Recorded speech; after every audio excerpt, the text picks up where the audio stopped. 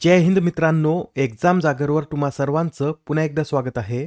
मित्रांनो, याआधीच्या सत्रामध्ये तुमच्यासाठीचा प्रश्न होता, व्ही रामसुब्रमण्यम हे राष्ट्रीय मानवाधिकार आयोगाचे कितवे अध्यक्ष बनले आहेत? या प्रश्नाचं योग्य उत्तर आहे पर्याय क्रमांक 3, म्हणजेच व्ही रामसुब्रमण्यम हे राष्ट्रीय मानवाधिकार आयोगाचे 9वे अध्यक्ष बनले आहेत. व्ही रामसुब्रमण्यम हे सर्वोच्च न्यायालयाचे निवृत्त न्यायाधीश असून त्यांनी याआधी मद्रास आणि तेलंगणा उच्च न्यायालयाचे न्यायाधीश तर हिमाचल प्रदेश उच्च न्यायालयाचे मुख्य न्यायाधीश म्हणून कार्य केलेलं आहे. व मित्रांनो, हा जो राष्ट्रीय मानवाधिकार आयोग आहे यात अध्यक्षाच्या निवडीसाठी एक समिती असते व त्या समितीमध्ये पंतप्रधान, लोकसभा अध्यक्ष, राज्यसभा उपाध्यक्ष, केंद्रीय गृहमंत्री, लोकसभा विरोधी पक्षनेते आणि राज्यसभा विरोधी पक्षनेत्याचा समावेश असतो. यांच्या शिफारसीद्वारे अध्यक्षाची निवड ही राष्ट्रपतींद्वारे केली जाते. मित्रांनो, आजच्या सत्राला सुरुवात करण्याआधी आपण डॉक्टर मनमोहन सिंग यांना श्रद्धांजली अर्पण करूयात. नुकतंच आता त्यांचं 26 डिसेंबर रोजी वयाच्या 92व्या वर्षी दिल्ली एम्समध्ये निधन झालं आहे. त्यांनी जी भारताच्या आर्थिक क्षेत्राला एक नवी दिशा दिली आहे त्याचंच फळ म्हणून आज आपलं आर्थिक क्षेत्र जगामध्ये वेगाने विकसित होत आहे. मित्रांनो, डॉक्टर मनमोहन सिंग यांच्या कारकिर्दीतील काही महत्त्वपूर्ण घटना सांगायच्या झाल्या तर त्यांनी 1991 मध्ये जागतिकीकरण आणि उदारीकरण केलं होतं. 2005 मध्ये भ्रष्टाचार मुक्तीसाठी माहितीचा अधिकार, भारतातील रोजगार वाढवण्यासाठी 2005 साली रोजगार हमी योजना, तर भारताला एक प्रबळ देश बनवण्यासाठी त्यांनी 2006 मध्ये अमेरिकेशी अणुकरार देखील केलेला आहे. आताचं जे आधार कार्ड आहे हे सुद्धा त्यांचीच देण असून 2010 मध्ये त्यांनी शिक्षणाच्या अधिकाराविषयी कायदा पास केला होता व गरीब जनतेला जी मदत होत आहे त्यातील भ्रष्टाचार रोखण्यासाठी सुद्धा डीबीटी म्हणजेच थेट लाभ हस्तांतरण या सुविधेची सुरुवात सुद्धा त्यांच्याच काळात झालेली आहे. त्यांना भारत सरकारने 1987 मध्ये पद्मविभूषण या सर्वोच्च सन्मानाने सन्मानित केलं होतं. आपल्याला हे तर माहीत आहे की डॉक्टर मनमोहन सिंग यांनी 13वे पंतप्रधान म्हणून 2004 ते 2014 पर्यंत सेवा दिली आहे. त्यांच्या पंतप्रधान कार्यकाळात कोण कोण राष्ट्रपती होऊन गेले तर डॉक्टर APJ अब्दुल कलाम, प्रतिभा पाटील आणि प्रणव मुखर्जी हे राष्ट्रपती असताना त्यांनी पंतप्रधान म्हणून कार्य केलं आहे.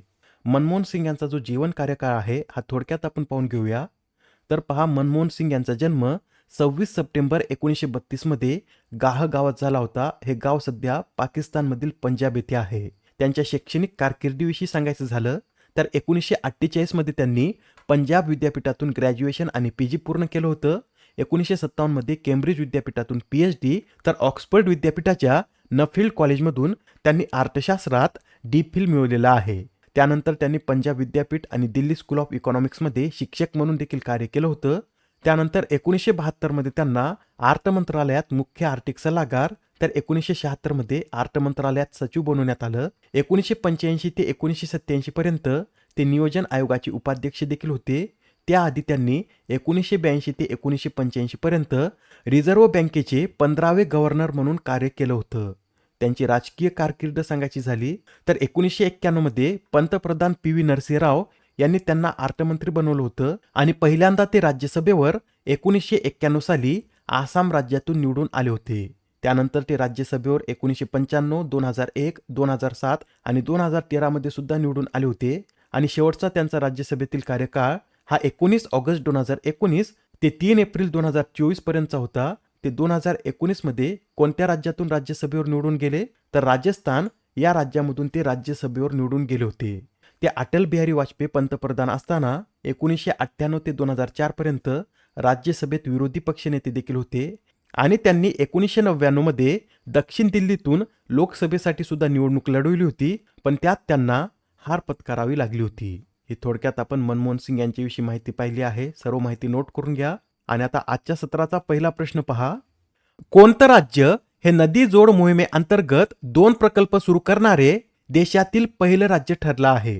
तर आता नदी जोड मोहिमेअंतर्गत 2 प्रकल्प सुरू करणारे मध्य प्रदेश हे देशातील पहिलं राज्य ठरलं आहे.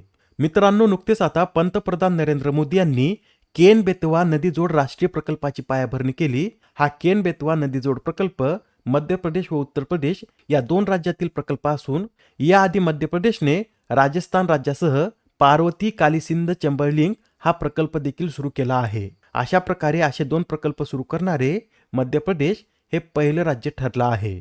या केन बेतवा नदी जोड प्रकल्पाविषयी सुद्धा माहिती नोट करून घ्या.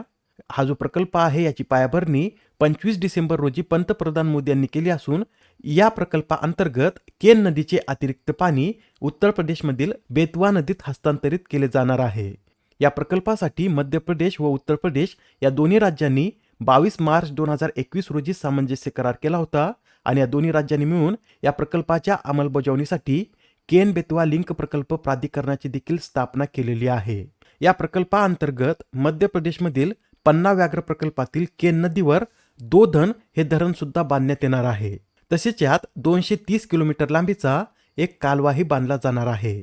बरं, या प्रकल्पासाठी अंदाजित एकूण किती खर्च येईल तर 45,000 कोटी इतका यासाठी अंदाजित खर्च असून या खर्चामध्ये केंद्राचा हिस्सा हा 90% असेल तर दोन्ही राज्याचा हिस्सा 10% इतका असणार आहे. हा प्रकल्प पूर्ण झाल्यानंतर मध्य प्रदेशमधील छत्तरपूर, पन्ना, टिकमगड, निवारी, दमोह, शिवपुरी, दतिया, रायसेन, विदिशा आणि सागर या 10 जिल्ह्यातील 8,11,000 हेक्टर क्षेत्र हे सिंचनाखाली येईल. तसेच या प्रकल्पामुळे उत्तर प्रदेशातील महोबा, झाशी, ललितपूर आणि बांदा या जिल्ह्यांना सुद्धा सिंचनाची सुविधा उपलब्ध होईल. ठीक आहे, आता तुम्ही एवढे पॉईंट नोट करून घेतले असतील तर आता नेक्स्ट क्वेश्चन पहा. पंतप्रधान नरेंद्र मोदी यांनी अटल बिहारी वाजपेयी यांच्या जयंतीदिनी किती अटल ग्राम सुशासन इमारतीची पायाभरणी केली? तर आता पंतप्रधान मोदी यांनी अटल बिहारी वाजपेयी यांच्या जयंतीदिनी एकूण 1,153 इतक्या अटल ग्राम सुशासन इमारतीची पायाभरणी केली आहे. बरं, या इमारतीचा फायदा काय होईल तर या इमारती ग्रामपंचायतीच्या व्यावहारिक कामकाजात आणि जबाबदाऱ्यामध्ये महत्त्वाची भूमिका बजावतील व स्थानिक पातळीवर सुशासनाला चालना देण्याचं कार्य करतील. पुढील प्रश्न पहा. खालीलपैकी कोणत्या मंत्रालयाने राष्ट्रपर्व वेबसाईट आणि मोबाईल ॲप लॉन्च केलं? तर हे जे राष्ट्रपर्व वेबसाईट आणि मोबाईल ॲप आहे हे संरक्षण मंत्रालयाद्वारे लॉन्च करण्यात आला आहे. बरं, ही राष्ट्रपर्व वेबसाईट कोणाच्या हस्ते लॉन्च करण्यात आली तर 25 डिसेंबर रोजी संरक्षण सचिव राजेश सिंह यांच्या हस्ते ही राष्ट्रपर्व वेबसाईट लॉन्च करण्यात आली आहे. ही वेबसाईट चालू करण्यामागचा उद्देश काय आहे तर प्रजासत्ताक दिन आणि स्वातंत्र्य दिनासारख्या कार्यक्रमांच्या आयोजनाशी संबंधित माहिती, थेट प्रक्षेपण आणि तिकीट व्यवस्थेशी संबंधित तपशील प्रदान करणे यासाठी ही वेबसाईट सुरू करण्यात आली आहे. बरं मित्रांनो, तुम्हाला माहित आहे का प्रजासत्ताक दिन आणि स्वातंत्र्य दिन या कार्यक्रमाचं आयोजन कोणाद्वारे करण्यात येतं तर संरक्षण मंत्रालयाद्वारे या कार्यक्रमाचं आयोजन करण्यात येतं. यासच हे सुद्धा नोट करून घ्या. 2025च्या प्रजासत्ताक दिनाच्या झाकीची थीम काय आहे तर स्वर्णिम भारत वारसा आणि विकास अशी या झाक्यांसाठीची थीम आहे. Next question. आशियाई युवा आणि ज्युनियर वेटलिफ्टिंग चॅम्पियनशिप 2024चं आयोजन कोठे करण्यात आले?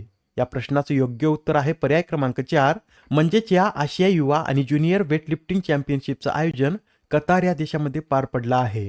ही जी चॅम्पियनशिप आहे ही 19 ते 25 डिसेंबर दरम्यान कतारमधील दोहा येथे आयोजित करण्यात आली होती व या स्पर्धेमध्ये भारताने एकूण 33 पदक पटकावले आहेत. या पदकांमध्ये 7 सुवर्ण, 16 रौप्य आणि 10 कांस्य पदकांचा समावेश आहे. या खेळाशी संबंधित जोशना साबर यांचं नाव सुद्धा लक्षात ठेवा. त्यांनी या स्पर्धेत एकूण 3 सुवर्ण पदके पटकावली असून एकूण 135 किलो वजन उचलून त्यांनी या प्रकारात एक नवा आशियाई विक्रम सुद्धा प्रस्थापित केला. आता हा प्रश्न पहा, यात काय विचारला आहे तर प्रवाशांना विमानतळावर वाजवी दरात खाद्यपदार्थ उपलब्ध करून देण्यासाठी केंद्र सरकारने कोणता उपक्रम सुरू केला आहे? मित्रांनो, आता प्रवाशांना विमानतळावर वाजवी दरात खाद्यपदार्थ उपलब्ध करून देण्यासाठी केंद्र सरकारने उडान यात्री कॅफे ही योजना सुरू केली आहे. या योजनेअंतर्गत असा पहिला कॅफे कोणत्या विमानतळावर सुरू करण्यात आला तर असा पहिला कॅफे कोलकाता विमानतळावर सुरू करण्यात आला असून याचं उद्घाटन नागरी उड्डाण मंत्री राममोहन नायडू किंजरापू यांनी केला आहे. मित्रांनो, अत्यंत महत्त्वाचा प्रश्न असून येणाऱ्या एक्झाममध्ये हा प्रश्न हमखास विचारण्यात येईल.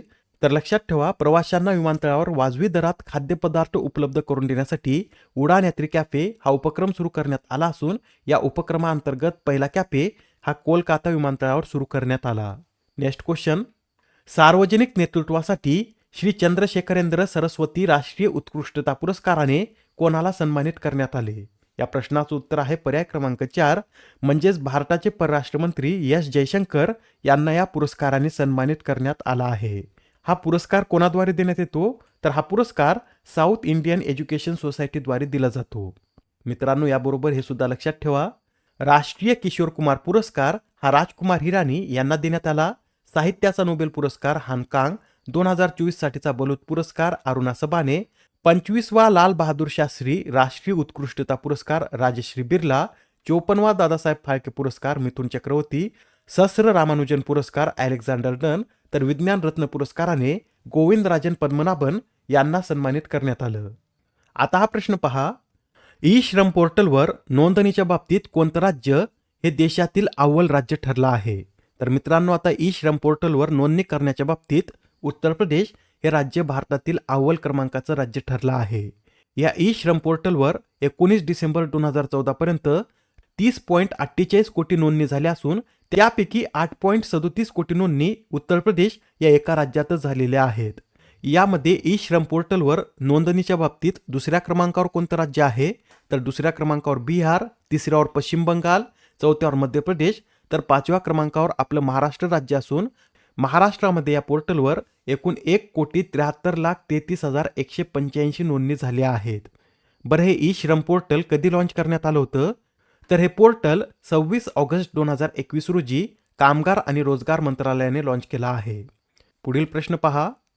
एम.टी. वासुदेवन नायर यांचे नुकतेच वयाच्या 91व्या वर्षी निधन झाले, तर त्यांना कोणत्या साली ज्ञानपीठ या पुरस्काराने सन्मानित करण्यात आले होते? तर हे जे एम.टी. वासुदेवन नायर आहेत यांना 1995 साली ज्ञानपीठ या पुरस्काराने सन्मानित केलेलं आहे. मित्रांनो, आपल्याला एक्झाममध्ये असं विचारलं जाऊ शकतं की एम.टी. वासुदेवन नायर हे कोणत्या भाषेतील लेखक होते? तर ते मल्याळम या भाषेतील लेखक होते. तसेच त्यांना 2005 साली पद्मभूषण या पुरस्काराने देखील सन्मानित करण्यात आलं होतं व त्यांना 4 वेळा सर्वोत्कृष्ट पटकथेचा राष्ट्रीय चित्रपट पुरस्कार देखील मिळालेला आहे. Next question. मुंबई दिल्ली हा जगातील कितव्या क्रमांकाचा सर्वात व्यस्त देशांतर्गत मार्ग ठरला आहे? तर हा जो मुंबई दिल्ली मार्ग आहे हा जगातील 8व्या क्रमांकाचा जगातील सर्वात व्यस्त देशांतर्गत मार्ग ठरला आहे. यामध्ये पहिल्या क्रमांकावर कोणता मार्ग आहे? तर दक्षिण कोरियामधील जेजू इंटरनॅशनल आणि सिएलजेम्पो हा पहिल्या क्रमांकावर आहे. दुसऱ्या क्रमांकावर जपानमधील सोपोरो न्युचिटोस आणि टोकियो हानेडा हा मार्ग असून तिसऱ्या क्रमांकावर देखील जपानमधीलच फुकुओका आणि टोकियो हानेडा हा मार्ग आहे. आजच्या सत्रामधील शेवटचा प्रश्न पहा. दरवर्षी महामारी तयारीचा आंतरराष्ट्रीय दिवस कधी साजरा केला जातो? तर हा जो महामारी तयारीचा आंतरराष्ट्रीय दिवस आहे हा दरवर्षी 27 डिसेंबर रोजी साजरा केला जातो व हा दिवस साजरा करण्याची घोषणा 2020 मध्ये संयुक्त राष्ट्र आणि जागतिक आरोग्य संघटनेने संयुक्तरित्या केली होती. आजच्या सत्रामधील तुमच्यासाठीचा प्रश्न पहा. यंदाचा पंजाबराव देशमुख स्मृती पुरस्कार कोणाला जाहीर झाला आहे? आता या प्रश्नाचं उत्तर कमेंटमध्ये देण्याचा प्रयत्न करा. उत्तर चुकलं तरी काय हरकत नाही, कारण ज्यावेळेस तुम्हाला या प्रश्नाचं योग्य उत्तर माहित होतं त्यावेळेस हा प्रश्न तुमच्या दीर्घकाळापर्यंत लक्षात राहतो. तर आता पुढच्या सत्रामध्ये पुन्हा भेटूया. धन्यवाद.